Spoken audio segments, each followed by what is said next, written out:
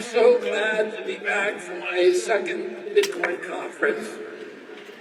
Since last year in Miami, I've been meeting with leaders and thinkers from this community. I've conferred with Bitcoin miners, with policymakers, with economists, with financial experts, with investors and developers and entrepreneurs that deepen my understanding of the extraordinary promise of Bitcoin for our country and for our planet.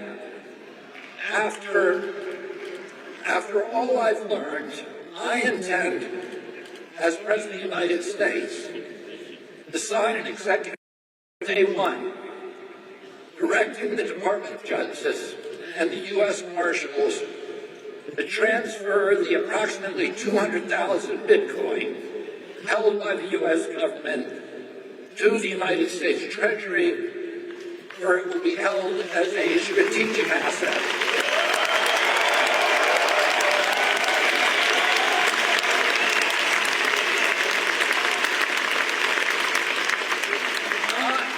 On day one as president, I will sign another executive order directing the U.S. Treasury to purchase 550 Bitcoin daily until the U.S. has built a reserve of at least 4 million Bitcoins.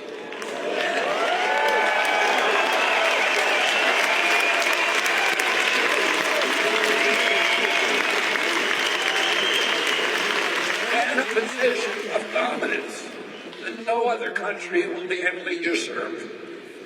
Our nation holds approximately 19% of global gold reserves. This policy will give us about the same proportion of total Bitcoin. The cascading impact of these actions will eventually move Bitcoin to a valuation of hundreds of trillions of dollars. On day one as president, I will sign also an executive order directing the IRS to issue public guidelines that all transactions between Bitcoin and the U.S. dollar are unreportable transactions.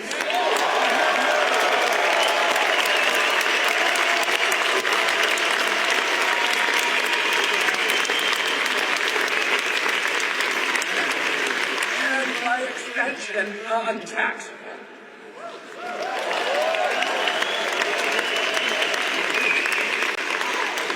On day one as president, I will also sign an executive order directing the IRS to treat Bitcoin as an eligible asset for 1031 exchange into real property.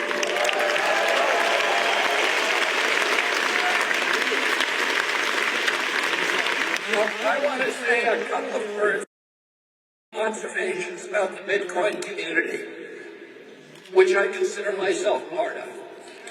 Despite their different viewpoints, I found the most striking feature of Bitcoin is paradoxical juxtaposition, marked by fierce divisions on several minor issues, and sense of unity within the larger Bitcoin ecosystem. The Bitcoin community reminds me of how American politics ought to be. Fiercely diverse, but ultimately united in our aspirations and our belief that America is worth the fight.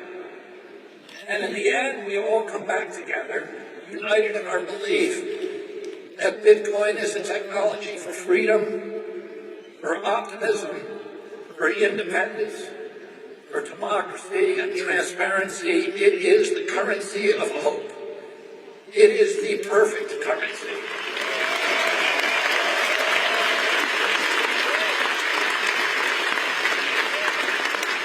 It is an elegant, poetic, beautiful, pure species that aligns perfectly with the highest ideals and aspirations represented by the American experiment with self-governance. It is incorruptible. It has integrity. It has self-sovereignty. It promotes personal responsibility and accountability. It is decentralized and democratic. It is small on government and large on personal freedom. Bitcoin is anti-war. It is a fierce, merciless, and insurmountable foe of government corruption.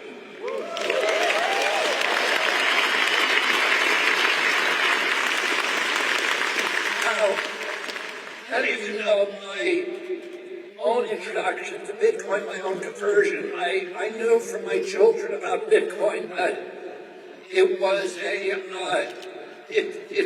it seemed almost to me something like a fad or a novelty. And then I saw what happened in Ottawa. I was running at that time the Children's Health Defense, which was the premier advocate for medical freedom in our country, and we had embedded with the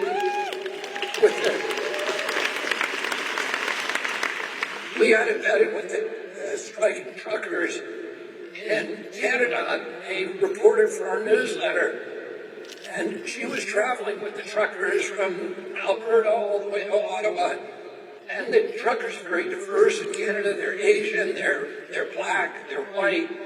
The trucking strike, the truckers were doing something that all of us in our country take for granted. They were assembling, petition their government about something that they thought was important, which was that the impact, the financial impacts of the mandates on their businesses. If you look at the videos of that event, it was like Woodstock. People were giving out water bottles, they were picking up trash, they were playing music, they were being kind to each other.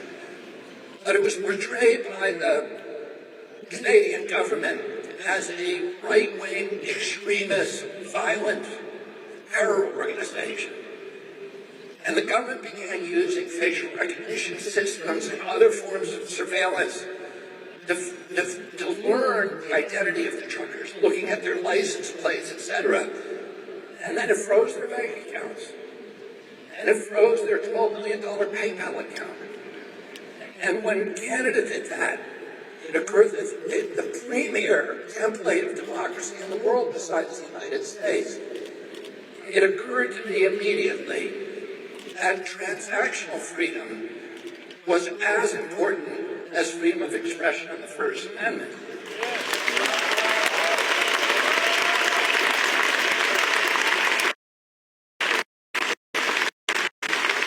Because if the government has the capacity, none of these truckers were charged with a crime, much less convicted. And yet the government was able to shut down their bank accounts. They couldn't pay their mortgages. They couldn't buy diesel for their trucks. They couldn't buy food for their children. One trucker told me that he was going to jail because he couldn't make mandatory alimony payments. And if a government is able to starve you, to evict you from your home, if you speak out against it, if you criticize government policies, then we are on the road to totalitarianism and slavery. And I began at that time looking seriously for alternatives, and it was that instant that led me immediately to grasp the potential of this technology to provide transactional freedom and self-sovereignty. Last year at this conference, I proposed that as your president, I would fight to ensure the right to self-custody Bitcoin, to run nodes in our own homes, to stop the federal government from usurping First Amendment rights to open source, privacy-enhancing technologies. I pledge to prevent government officials from adopting CBDCs, which would inevitably morph into what we saw in Canada, a malevolent tool for surveillance and control. Most importantly, I promise to secure the United States position as the global hub of cryptocurrency, innovation, and entrepreneurship, and investment, and technology.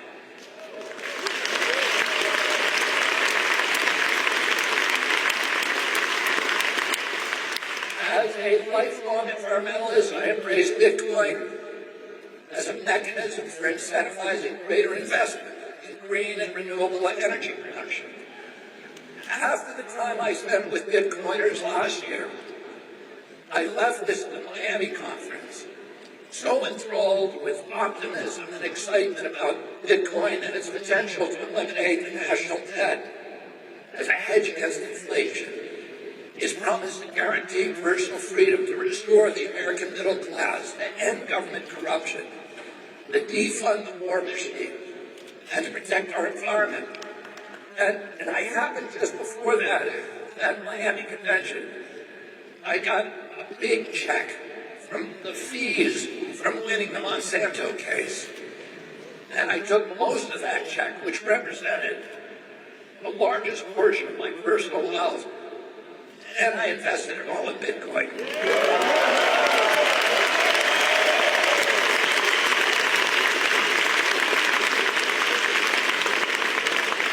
I didn't do that with the hopes for a quick return on investment. I was told you might have to wait a long time.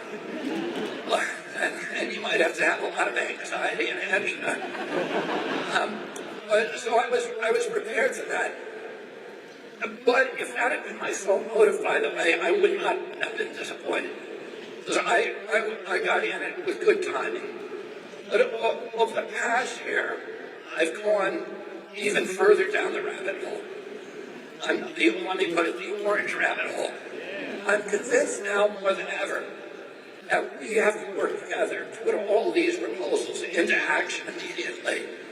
America's at a crossroads. We can either continue down the path we are on, racking up debt, restricting freedom, addicted to war, or we can look forward to use new technologies like Bitcoin to help us evolve, to achieve again our promise as a moral authority and the world's exemplar for incorruptible democratic governance.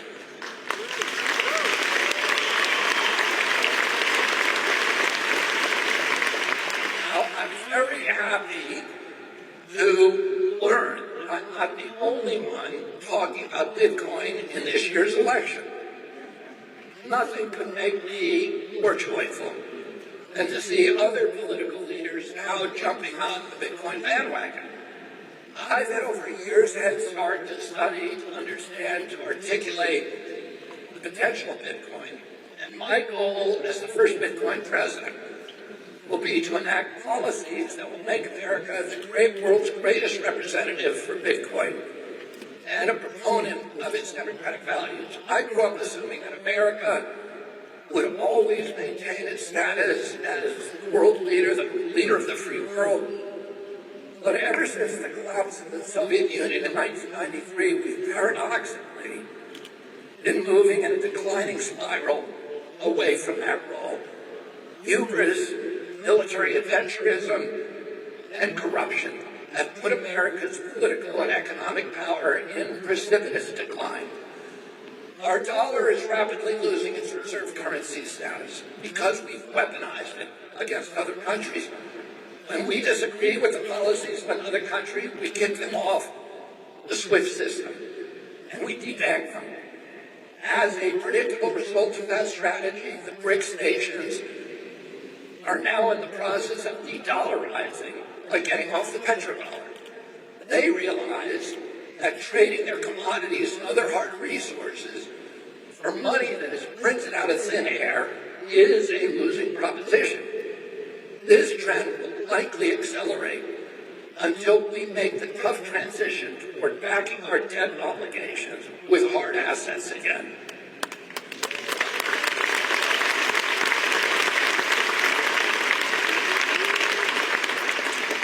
I have a plan to strengthen the U.S. dollar and lower the interest rates and neutralize our $34 trillion debt by backing U.S. Treasury bills, notes, and bonds with hard assets, including a combination of precious metals and Bitcoin.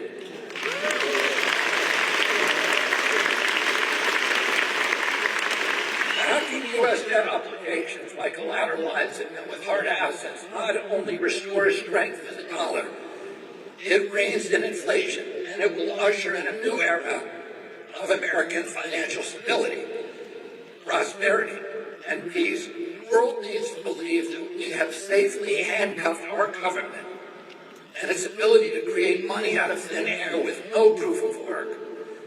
The innovative strategy that I'm proposing leverages the scarcity and liquidity of Bitcoin, along with gold and other hard assets, to restore the dollar's dominance in global finance.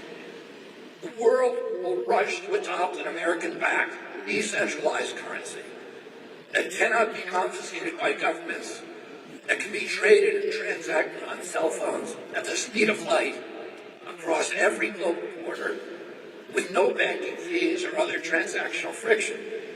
This incorruptible currency will immediately start pulling wealth and assets from every other nation around the globe back into the United States, restoring the strength of our dollar and repairing our balance of payments. 6 months before his assassination, my uncle President John F. Kennedy, signed an executive order that put silver coins in competition with the notes issued by the Fed. His intention was to rein in Fed discretion. He had been a critic of Fed policy, and he hoped to end the discretionary monetary policy and the inevitable debasement of the U.S. dollar. He understood that a highly leveraged economy leads directly to the destructive kind of wealth inequality that is today eroding American democracy and generating violence and division and discontent and hopelessness. Notably, after my uncle's assassination, the government immediately stopped issuing those silver coins and power returned to the Fed. My uncle apparently understood the potential for the Fed to evolve itself into a tyranny. Bitcoin has the potential to return monetary discipline to the Fed and to restore the dollar as the unchallenged global reserve currency. And just as Bitcoin can fortify the dollar, it can also secure America's position in cyberspace. I understand that tomorrow President Trump may announce his plan to build a Bitcoin Fort Knox and authorize the U.S. government to buy 1 million Bitcoin as a strategic reserve asset. And I applaud that announcement, and we should all applaud it.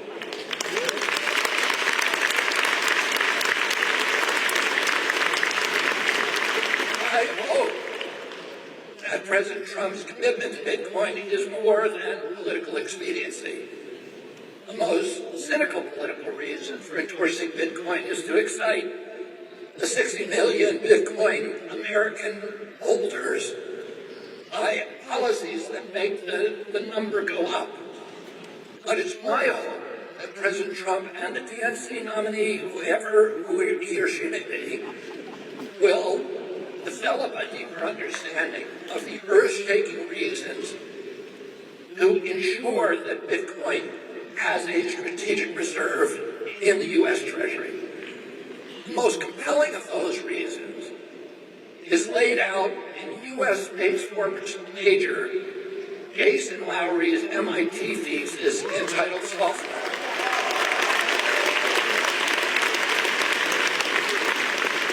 Major Lowery points out that Bitcoin has been mischaracterized as money, when in fact it is a cyber defense system that will protect our online identities and data in cyberspace.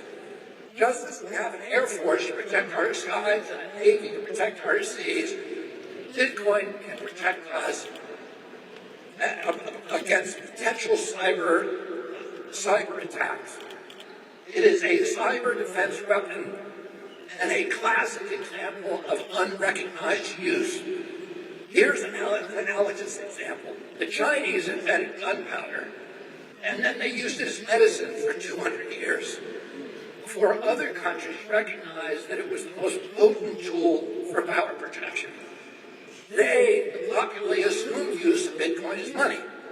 But Bitcoin is also a power projection weapon that can protect our currency and everything that we do online from cyber attacks. The first country that recognizes this function will be the new global superpower.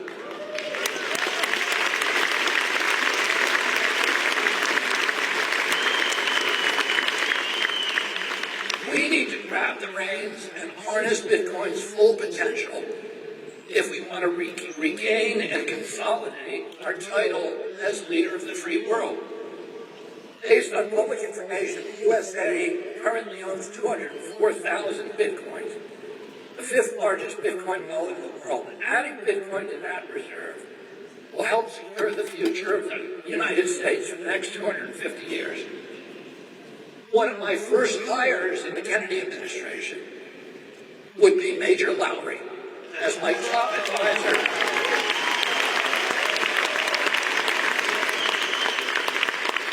As my top advisor for my national security team. Another important use of Bitcoin for America and the world is the one that is dearest to my heart: capturing carbon and incentivizing green energy production through Bitcoin mining. I served for 40 years as an environmental champion and for a decade as a partner in the green tech venture capital firm Vantage Point, which is the #1 green tech energy and technology firm in the world. I played key roles in developing some of the world's largest solar and wind power generation projects. Critics of Bitcoin have wrongly cast it as an environmental threat because of its high energy demand. The opposite, of course, is true. Bitcoin miners are more sensitive to energy pricing than any other industry. This means that they can only survive in the marketplace by utilizing the cheapest energy, and that invariably means waste energy and surplus power. For example, methane from landfills would otherwise go into the atmosphere, but Bitcoin miners are uniquely able to harness it as an energy source. Bitcoin mining is also the ideal partner for renewable energy and variable power projects like wind and solar. My personal experience in energy project finance left me with a deep appreciation for the critical potential for Bitcoin mining as a reliable profit center for renewable energy projects that need flexible, on-site, off-peak customers for intermittent energy generation in order to get financing. Bitcoin miners are the ideal projects, or partners for these kind of projects. All right, let's lean into some of the other ways that Bitcoin is good for Americans and for America.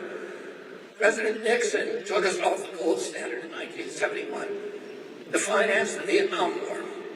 Since then, the dollar's purchasing power has been in precipitous decline, eroding savings and earnings of everyday Americans. Alan Greenspan, who was the chair of the Fed for 20 years, even warned that, quote, in the absence of a gold standard, there is no way to prevent savings from confiscation through inflation, end quote.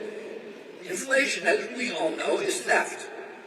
And it's almost always theft from the poor.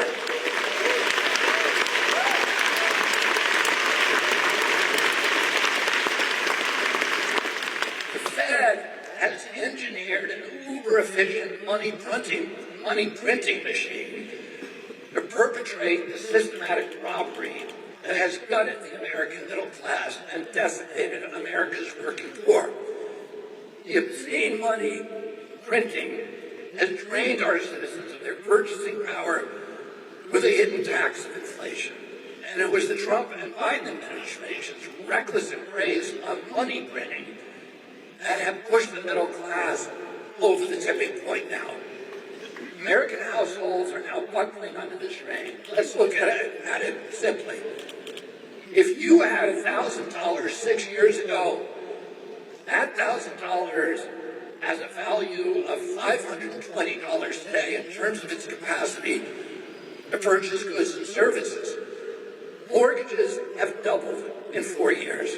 No wonder half of the 18 to 30-year-olds are still living at home, unable to afford the homes that provide the first step toward the American dream. No wonder our younger Americans are marrying later, delaying or even abandoning the choice to start a family. Their dwindling purchasing power forces them into these sacrifices. The hopelessness of the task of steadily growing savings, which we all assumed that was just part of our lives, It has pushed, and now today this generation is facing these moving goalposts. They make money, they think they're doing well, and then the money disappears. And not for anything they did, but because of inflation. And it has pushed this whole generation into a kind of financial nihilism. And it's contributed to the epidemics of depression, of suicide, of hopelessness, of alienation, of dispossession, of the loss of pride in our country, the loss of hope for their own generation and their own futures among young Americans. Healthcare costs are also increasing exponentially. I talked a couple of months ago with a young New Hampshire couple, and they told me with tears in their eyes how they had gotten in an argument, husband and wife, holding a crying baby in their arms at night and having to wonder about whether that baby was $50 sick or $100 sick or $500 sick before they brought him to the emergency room. Over half of Americans cannot put their hands on $1,000 if they have an emergency. If you are part of that cohort and the engine light goes on in your car, it is the apocalypse. Because you know you're not going to be able to afford the mechanic. You won't be able to get to work. You won't be able to pay your rent, and then you're going to be out on the sidewalk. And that decibel has ended up with this army, tent encampments in the cities that I live in Los Angeles, New York, San Francisco, and all over the country, where armies of Americans, of hard-working Americans, are now living because the engine light came on in their car, or they got 2 flat tires at once, or they had some other expense that was unanticipated. Walk outside and you're going to see it.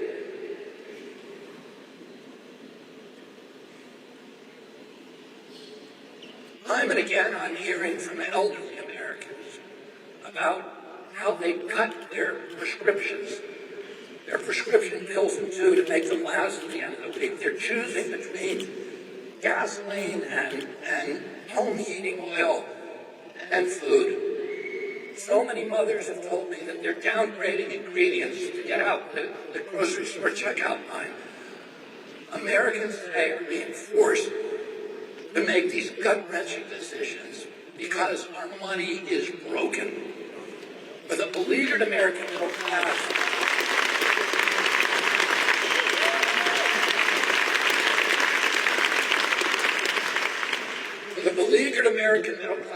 Bitcoin is the off-ramp on the inflation highway of doom. If the world were on a Bitcoin standard and our money held its value, we would all have the ability to live more abundant lives. Bitcoiners have it right. Fix the money, fix the world.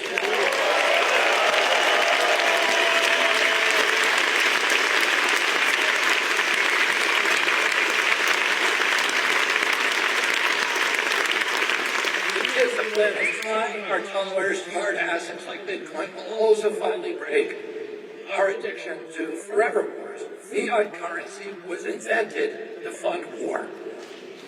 As I pointed out just now, President Nixon got us off the gold standard in 1971 because printing fiat currency was the only way to continually finance the Vietnam War. Prior to fiat currency, when a country ran out of money, the war would end. Or if a government wanted to fund a war, it would issue war bonds and borrow the money from its citizens, or it would tell them in advance, we're going to tax you. Today, governments don't need to even ask that permission. They just print the money. And then they fund the war with fake money. If the world was on a Bitcoin standard, then there would be no war because the governments can't print Bitcoin.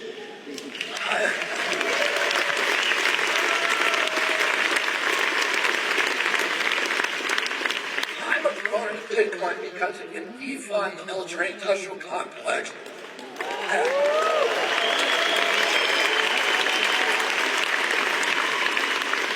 That is bent not on national defense, but on international global domination. And I'll say this, during the height of the Cold War,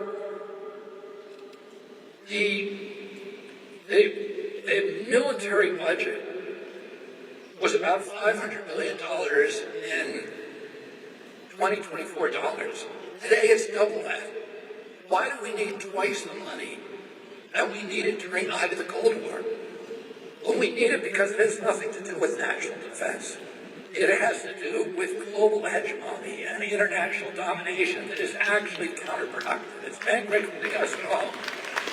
And it has destroyed our relationships and our moral authority across the globe.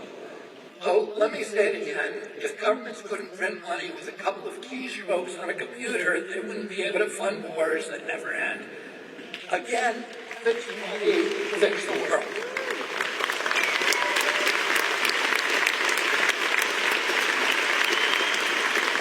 And make no mistake, one of the main reasons my administration will fix our broken money is to defund the war machine. To reach that goal, I'm going to support making direct ownership of Bitcoin tax-free. The conversion of Bitcoin back into dollars will be non-reportable transaction to the IRS and not subject to capital gains.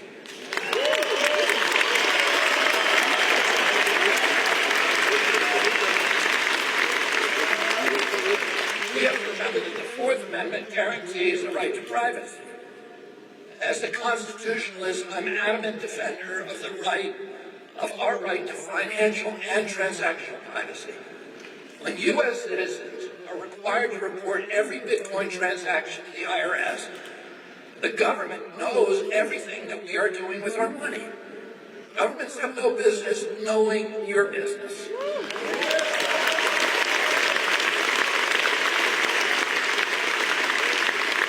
More importantly, making the direct ownership of Bitcoin tax-free creates financial incentive to own Bitcoin and not a Bitcoin ETF, which is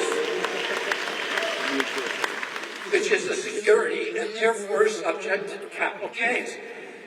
This is crucial because direct ownership of Bitcoin keeps it decentralized and left.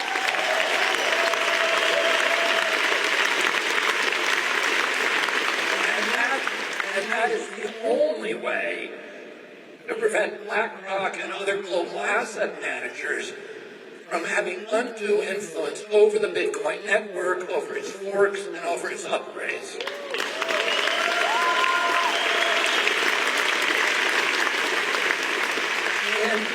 In 2014, the IRS declared Bitcoin to be property and regulated the purchase and sale as a capital transaction. It's important to understand that this tax law was never passed by Congress, and it was never signed into law by the President of the United States. The IRS and the SEC simply usurped government power in order to suppress decentralized financial democracy. The U.S. Supreme Court recently, of the Chevron doctrine, reopens that decision.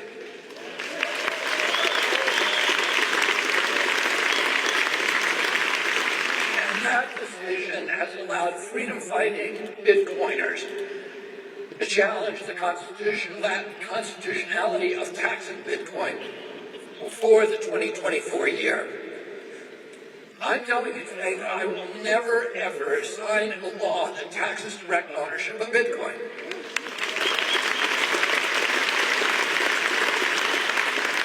I will use my power to reverse any law that does so. I will end the Biden administration's war on Bitcoin. Tax-free Bitcoin is not only critical for citizens' financial autonomy, freedom, and privacy, it is essential to keep it decentralized and democratic as Satoshi created it to be.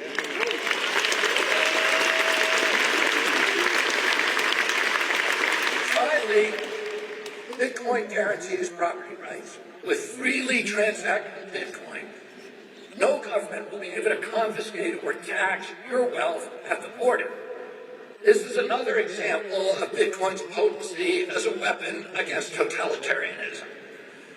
So as this election cycle starts heating up, you have choices to make. You've heard what I propose to do. Let's compare that to what my Republican opponent proposes. And I welcome President Trump's new enthusiasm for Bitcoin, but he's only weeks into the Bitcoin dialogue. And I have the advantage of being here longer, and hopefully his learning curve will mirror the kind that I went through. My guess is that initially, at least, there's going to be a lot of talk about pricing and how a change in government policies can make Bitcoiners wealthy. But we all know that that is just one of the minor points of Bitcoin. Bitcoin is about something much bigger.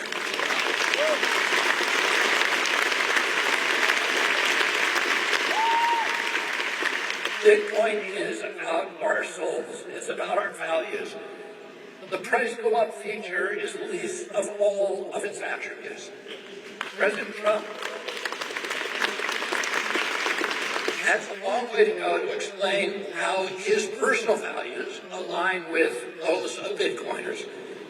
If he doesn't do that, then we don't really have any assurance, do we, that his endorsement is not another ephemeral monetary policy fad du jour. That assurance will require him to repudiate some of the central policies of his last administration. During his years in the White House, President Trump had consistently spoken out against Bitcoin. In December of 2020, he was openly hostile to Bitcoin and tried to outlaw self-custody wallets. This was a time when Americans, particularly, more than any time in our history, needed any sort of value that they could get to compensate for the hits to their income from the lockdowns, from the declining purchasing power due to the money printing orgy and the COVID closures of all of our businesses. In 2021, President Trump doubled down and declared that Bitcoin, it just seems like a scam. I don't like it because it's another currency competing against the dollar. I'm happy that President Trump has had this evolution. I'm proud that I helped blaze a trail that made it easier for other political leaders to follow.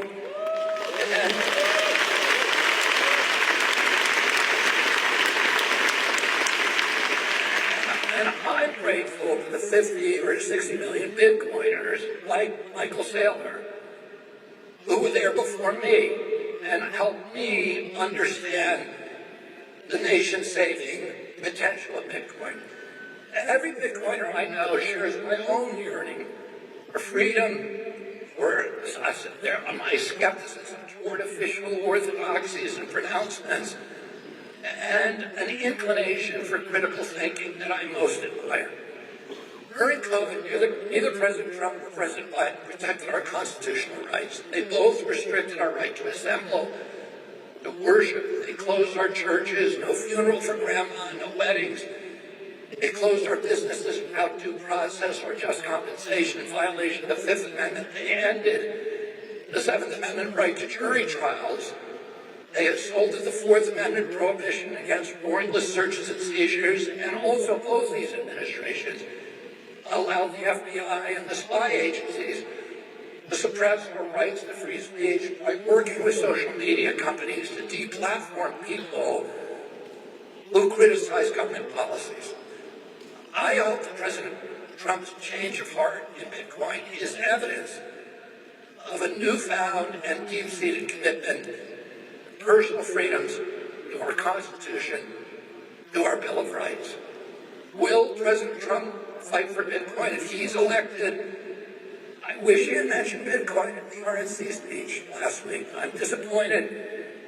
He spent a lot of last week attacking President Bukele of El Salvador, the only country on a Bitcoin standard. President Bukele is the most popular president in El Salvador's history. And with Bitcoin's help, he has turned the country around. Bitcoin helped him grow the economy and reduce crime. The U.S.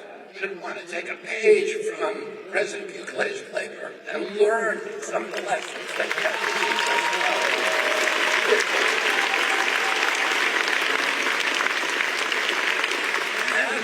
Even more alarming, President Trump, in an interview last month with Bloomberg, floated the idea of bringing on Jamie Dimon as the Secretary of Treasury.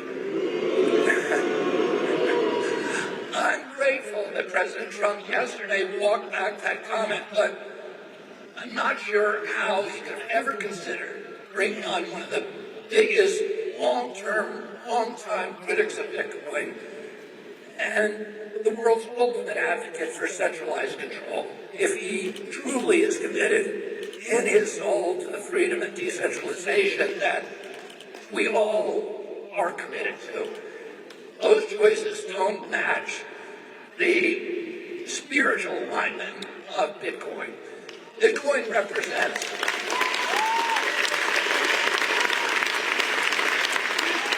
personally, I would rather see somebody like Michael Saylor or Caitlin Long as Treasury Secretary.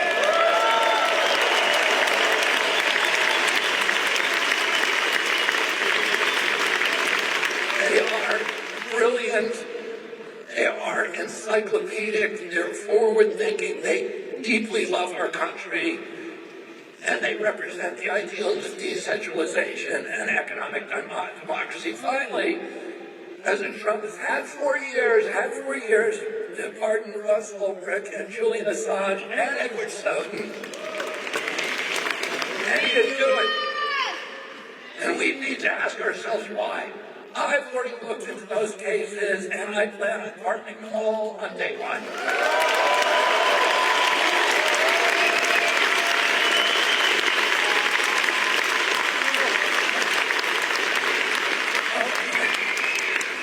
Election year, I encourage you to study your choices, look at the candidate's policy, but more importantly, look at their actions to decide if they are genuinely part of the problem or if they're part of the solution. Decide if they align with what you believe in your heart. Remember, Americans need, and remember what Americans need and what we want, and then vote accordingly. I want to leave you today with a core belief in Bitcoin, in the Bitcoin community.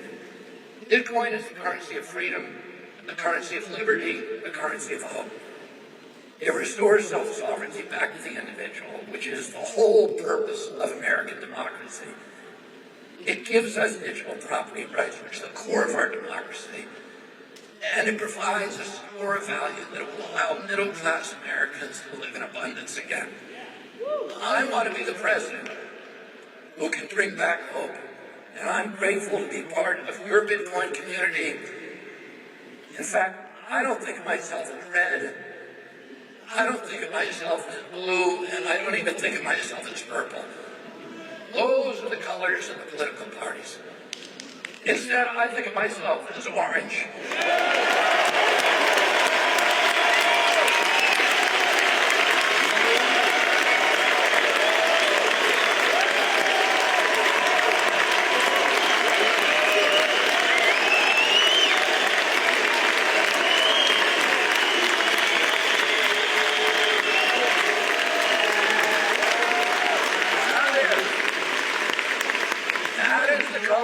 Freedom. And it's true that President Trump has orange hair. And I can only admire him for that from afar. I'll never be able to match him on that. It's a really great start, but I have an orange heart, and that's what you support. Thank you all very much.